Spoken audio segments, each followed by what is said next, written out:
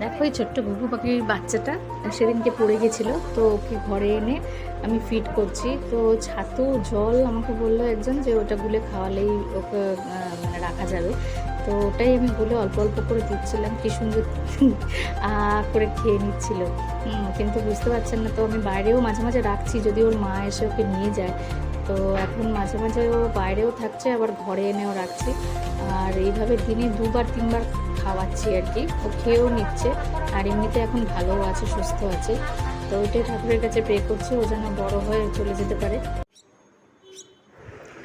আজকে 24শে জুলাই, তো ও 22শে জুলাই ওকে আমি নিয়ে এসেছিলাম। দেখ খানিকটা বড় হয়ে গেছে, আর এখন উইংসগুলো হয়ে গেছে বেশ, পাখনা টাকনা মেলতেও পারে। আর এইভাবে ওকে ফিট করছি। এখন দই দিচ্ছিলাম, দইয়ের সাথে একটু ছোট্ট কর্নফ্লেক্সের গুঁড়ো মিশিয়ে। আর ছাতুতে না ওর পেট ভরছে।